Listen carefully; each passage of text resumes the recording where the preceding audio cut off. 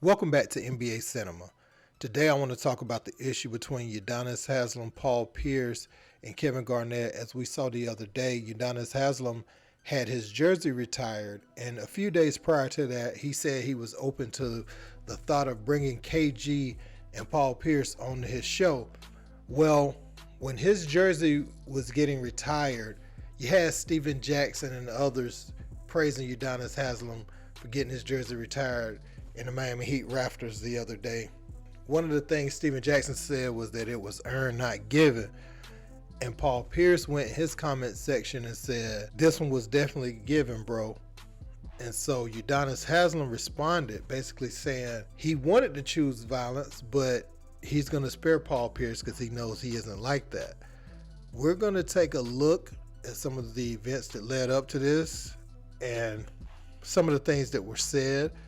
And we're going to get a look at what KG and Paul Pierce said about, in their era, how competition was, which led to people harboring feelings even to this day, about some of their competitive battles. Now, some people get over that, but these guys obviously still have a little bit of animus towards one another. So it looks like we're going to have to hold off on the possibility of that podcast coming together right now, but maybe down the line. Let's peep.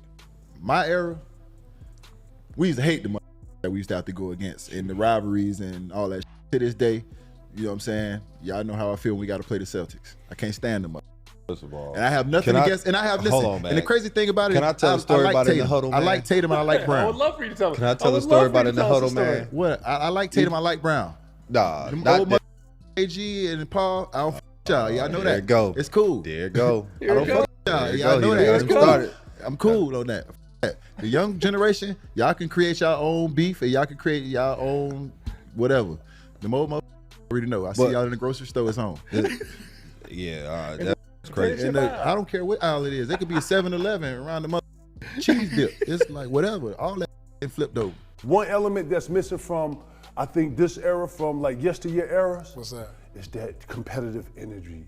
Yeah. I don't want to shake your hand. I might be staring at you the whole time. It was an energy of brain boxing. And this is what I want to say too about not just trash talking, but presence.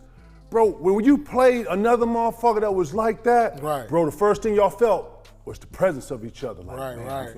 You really get to size each other up. I get to really see if you really that big. Oh yeah, he tall as mother. And you know what I'm saying? Right, right. That element is out. Yeah. I think so, because you know what now? I'll see Greek and Tatum hug at the end of the game. I'll see Joel and Joker go to, hey man, you the best. It wasn't none of that shit. When I played she the real friend. Yeah. You a real friend. I know. Bro, when I played y'all, bro. It looked like y'all didn't like each other. I'm just saying, Lord, that one time you headbutted me. Right. I went there. Man, true story. I'm sorry I'm going like this. I came in here on one. Y'all already see it, right? We did. Bro, I'm playing P. Pierce. This is my real friend. Chauncey Billups, Teron Lue. I can go through my real friends like in the league. I'm playing Paul. I'm having a decent game. Man, I'm Tony Petit. Man, my dog, man. Shout out to Batman, but we going at it. I'm having a good game. I look at him, I get the N1, nigga. You can't hold me, nigga.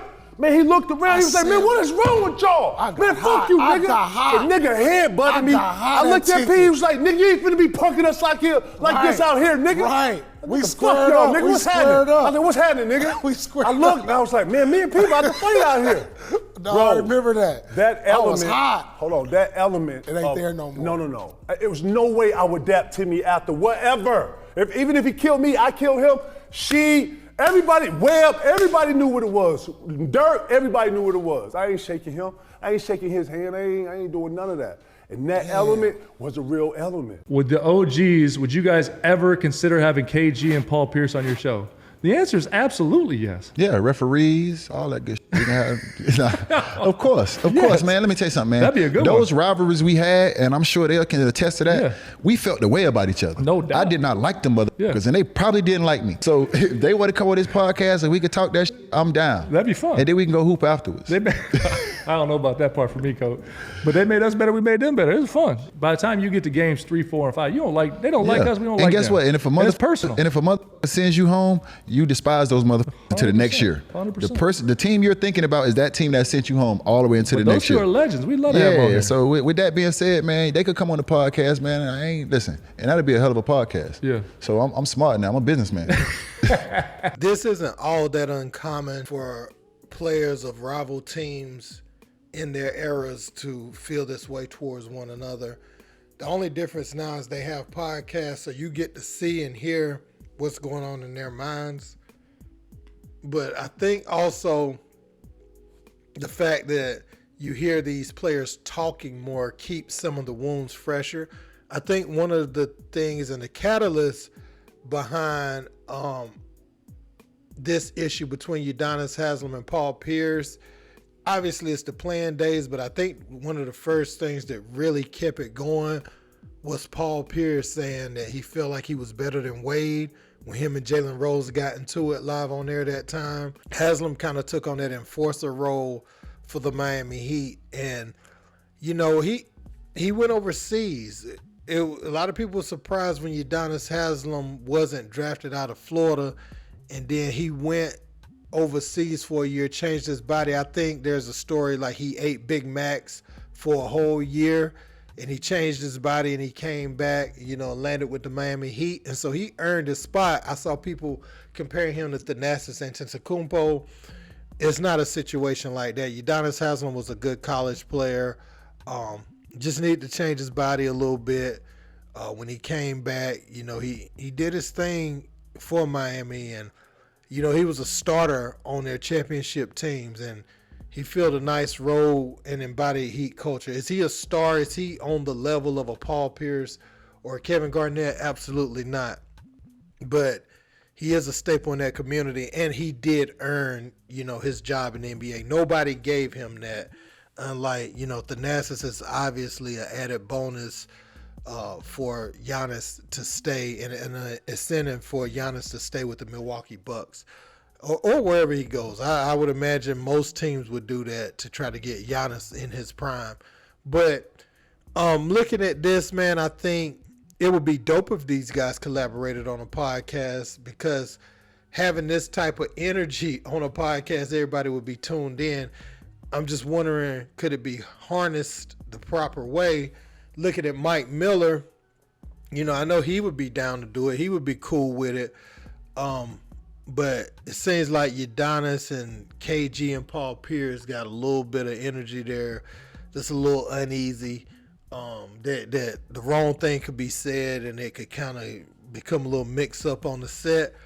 But you know, Udonis said he's a businessman now, and I think they have a really good podcast. And I think really, if they talk about their battles, I think you can, if you could do it in a respectful way, a respectful tone, and you could give each other their flowers, then you could get some laughs out of it and kind of break the ice a little bit too. Because one thing is, you know, your playing days is over, and sometimes, man, life's so funny.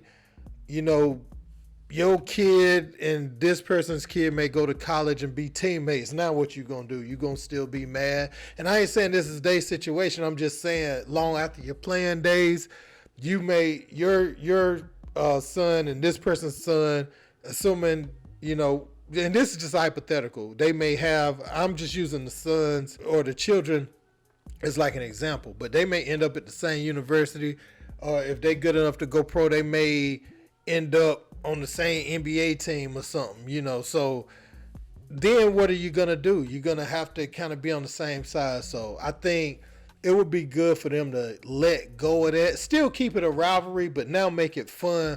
Parlay that into some eyes and ears, and, you know, have some good, productive conversations about the game of basketball. That's what I would say at this point.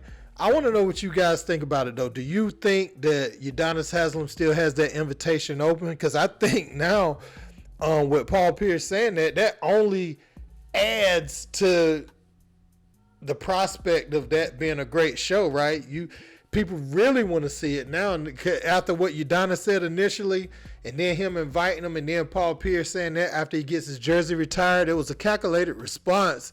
And that let you know they've been hearing it. They hadn't formally said anything on their show, but they did say that, well, Paul Pierce said that piece. So I think now, even more than ever, having them on the show would be great. But let me know what you think in the comments. Don't forget to like, share, and subscribe. Till next time. Peace.